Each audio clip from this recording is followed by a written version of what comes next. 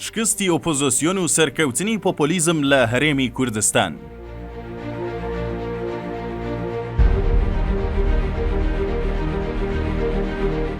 دەرکەوتنی ئەنجامەکانی شەشەمین خولی هەڵبژاردننی پەرلەمانی کوردستان سەرەڕای ئەو هەموو توانج و وردەگازندەی حیزب و لایەنەکانی ئۆپۆزیسیۆن سەبارەت بە ساختەکاری و دەستێوەردان لە ئەنجامەکان دەتوانێت گزارش لە سەرکەوتنێکی سەیر و سەمەرەی پۆپۆلیزم و شکستی ئۆپۆزیسیۆن بکات. واتە لەم نێوەندەدا با لەوە بگەڕین جارێکی تر دوو حیزبی خاوەندە سەڵات سەرەڕای پەرەسەندنی ناڕەزایەتی خەڵک و چاوەڕوانی شکستی ئەو دوو حیزبە دیسانەوە دەنگی تایبەت بە خۆیان و بگرە زۆرتریشیان هێنایەوە و براوەی یەکەم و دووەم بوون، چونکە لە بنەڕەتدا دەسەڵات لە ڕۆژەڵەتی ناوەڕاستدا فێر بووە چۆن دەکرێت و چۆن دەتوانێت بە زەبری هێز و زۆر دەنگ کۆ بکاتەوە و هەمیشە براوە و خاوەن دەنگ بێت. بەڵکو لێرە داوای گرنگە شکستی ئۆپۆزیسیۆن و سەرکەوتنی پۆپۆلیزمە کە سەرەتاکەی دەگەڕێتەوە بۆ هەڵبژاردنەکانی خولی پێنجەم و لێدانی یەکەم زەنگی مەرگی ئۆپۆزیسیۆن و ئەگەری سەرهەڵدانی پۆپۆلیزم کە لەو سەردەمەدا هیچ لایەنێک هەستی بەم مەترسیە جدیە نەکرد و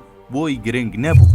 پۆپۆلیزم واتە و هێزە نوێیەی کە خاوەن هیچ گوتارێکی سیاسی ڕوون و داهێنەرانە نییە، بەڵکو وەک دەرفەت سەیری دۆخی پەرەسەندنی ناڕەزایەتی و بێزاری و نائومێدی خەڵک دەکات و لە ڕێگەی دروشمی گەرم و گڕ و چاواشەکاری و درۆ و دەلەسەوە خۆی وەک تەنیا هێزی فریادڕەس و پشتیوانی ڕاستەقینەی خەڵک پیشان دەدات. ڕوونا پاش سەرهەڵدان و پەرەسەندنی ئاستی بێزاری خەڵک لە دوو ئیدارەیی و هەروەها ماندووبوونی لە بانگەشەی چاکسازی و بێهیوابوونی لە دەسەڵاتی کوردی و ئۆپۆزیسیۆن ئیتر ئاساییە بە شێوازێکی سەیر و سەمەرە ڕوو لە هێزێکی دیکەی جیاواز بکات و بەواتەیەکی دیکە بە ئەوەش بۆ پۆپۆلیزم ئاوەڵا بکات کە دەمێکە ئەم هێزە خۆی بە گوریسی نەفرەت و بێزاری و تووڕەیی خەڵک لە دەسەڵات هەڵواسیوە، واتە ئەو ئاگرە خۆش دەکات کە خەڵک پێی گەرم دەبێت و کەیفی پێدێت.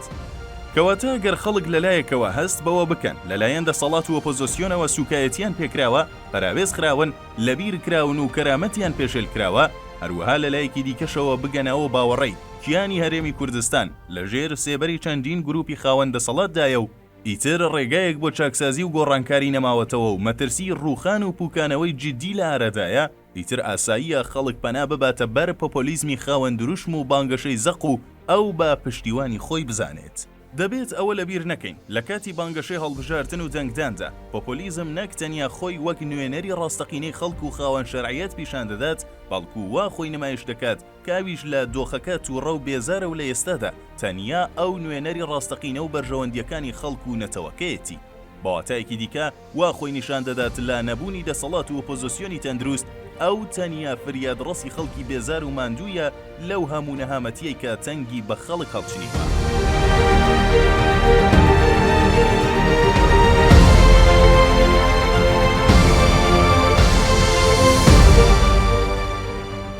پۆپۆلیزم لە گەرمەی بانگەشەی هەڵبژاردندا بانگەشەی دیموکراسیەت دەکات، بۆیە بە ئاسانی هەموو کەس و لایەنێک وەک گەنداڵ، دز، جەردە و چەتە پیشان دەدات و بە ئاسانی خۆڵ دەکاتە چاوی خەڵکەوە و خۆی وەک تەنیا هێزی چارەسەرکردنی کێشەکان پیشان دەدات. بە سەرکەوتنی پۆپۆلیزم و شکستی ئۆپۆزیسیۆن و درێژەی ڕەوتی حکومڕانی پێشوو، هەروەها لە گەری ڕێککەوتنی هەردوو حیزبی دەسەڵاتدار لە پێناو پێکهێنانی کابینەی نوێی حکوومەتی هەرێمی کوردستان، ئیتر دەبێت لە پاڵ سەرقاڵیمان بە پۆپۆلیزم و گرفتەکانی دوو زۆن و دوو ئیدارەیی چاوەڕێی قوڵبوونەوە و درێژبوونەوەی زیاتری قەیرانی سیاسی هەرێمی کوردستان بین، چونکە بێگومان هێزی پۆپۆلیزم سەرەڕای دروشم و بانگەشەکانی لەبری ئەوەی کێشەکان چارەسەر بکات کێشە دروست دەکات و تەنانەت خۆشی دەبێت با کێشە و سەرێشەی سەرەکی. لێرەوە بە دڵنیاییەوە ئەم خولەی پەرلەمان و حکومڕانی هەرێمی کوردستان پڕکێشەترین خولی مێژووی هەرێمی کوردستان دەبێت، چونکە پۆپۆلیزم جگە لە بانگەشە، شێواندن، هەڕەشە و گوڕەشە و قوڵکردنەوەی مەودای دەسەڵات و خەڵک و